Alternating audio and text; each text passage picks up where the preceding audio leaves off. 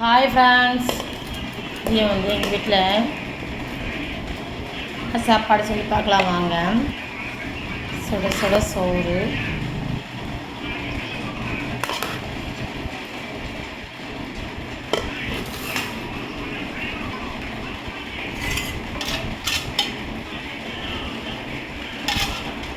தக்காளி ரசம்.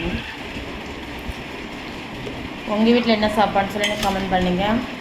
யாருக்கெல்லாம் தக்காளி ரசம் பிடிக்குன்னு கமெண்ட்டில் சொல்லுங்கள். கருவேப்பிலை துவையல்,